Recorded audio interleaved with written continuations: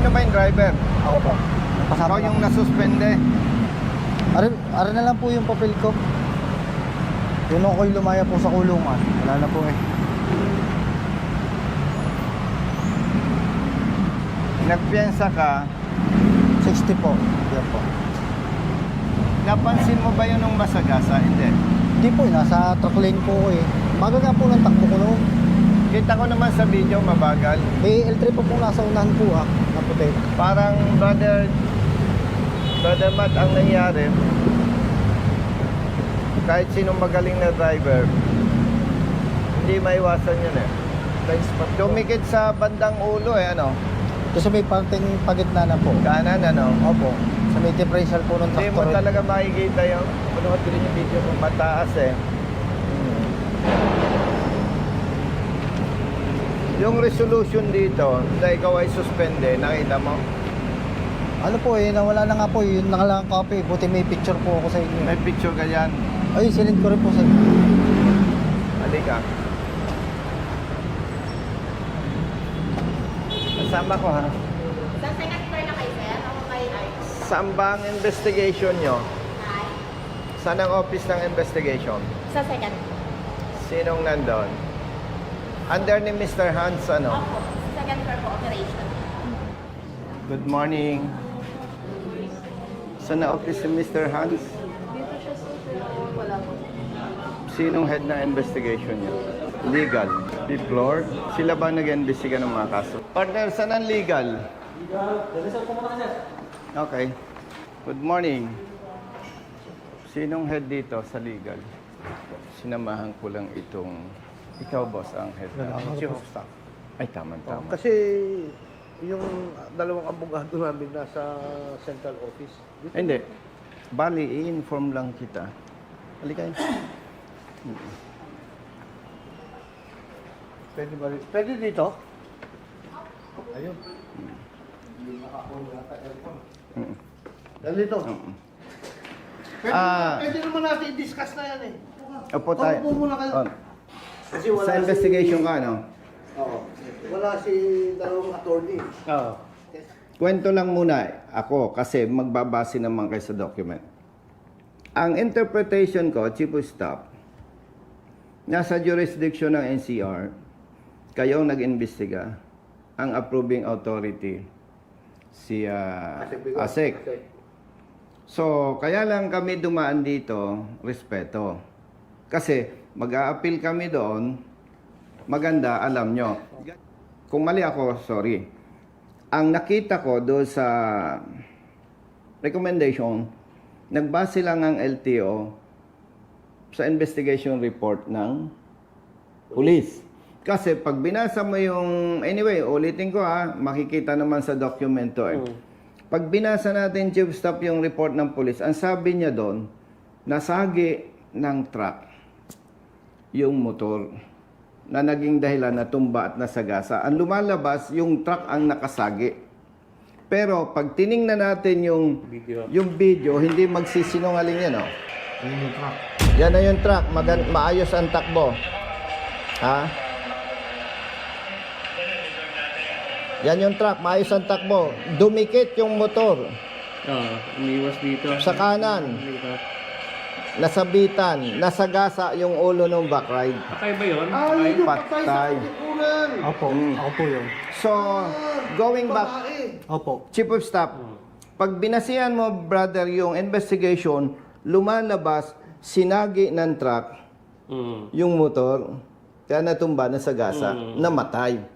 Pero titingnan natin sa video, hindi nagsisinungaling, maayos ang takbo ni truck, sumingit si motor sa gawing unahan. So pag titingnan mo, siya ang naging cause ng pagsabit. Tama. Kasi steady yung truck eh. Ayos yung takbo niya eh. Video ang nagpapatuto eh. So, the problem is, correct me if I'm wrong, ang investigation nyo nagbase sa report ng police. Kasi sabi ng police, nasagi nung truck yung motor, natumba, nasagasa. Kaya pag binasa mo, truck ang may kasalanan. Pero pag titingnan mo, partner, brother, pahiram nito ha, ganyan ang takbuhan eh. Yung motor sumingit. dito.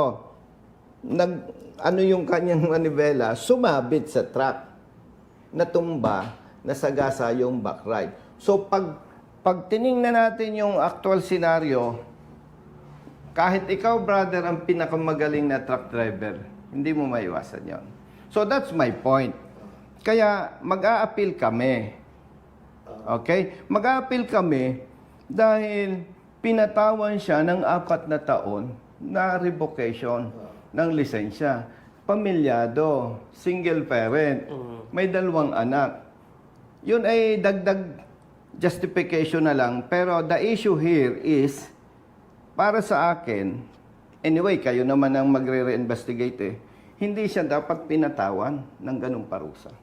Ang lesson dito, kaya napakaganda na meron tayong video is, hindi dapat tayo mag-rely lang doon sa report eh. Dapat makulit. Paano nakuha itong video? Pinadala niya sa akin. Saan mo nakuha? Doon sa pulis po. Oh, see? Nung nakakulong pa po ako. Oh, Nakulong nga po ako, iyak nga po. Wala mga nakulong. kasalanan. Nagpensa, 60,000. Yung boss niya nagbayad ng 200,000 Doon sa pamilya ng namatay. Pero kung titingnan mo, bagamat napakahalaga ng buhay, lumalabas ito at yung boss niya biktima. Ang tunay na may dahilan ng pagkamatay ng angkas, yung rider, yung nagmamaneho. Ang linaw ng video eh. Ang LTO nagbase sa report ng pulis. Hindi nagkaroon sila ng diligent investigation na may video ba ito? May ano ba? Wala eh. Yun. Kaya respeto sa inyo, dumaan ako to inform you na considering na si Asek Bigor Mendoza ang pumirma, mag-a-appeal kami doon. Boss, ite-text kita ha. Yes. Sige, boss. Ayaw kong makinig nito yung mga usapan nating ano eh. Hindi ka pinagkakapinihin dito eh. Puta, ang lakas ko dyan, hindi ako pakapihin. No? Oo, may sikreto kami nito eh. Hindi pa kapag-aral ng ayos yung mga anak ito. Dalawang ano. Single parent.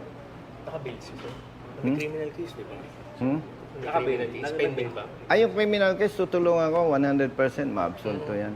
Ako nang Kasi nagsasabi dyan. tuloy-tuloy naman yan, sir. Hmm. Lalo na yung video na pinakita mo. Very clear, di ba? bagay. Wow. Swerte mo. Oh, biglang mapapaiyak ka naman yan.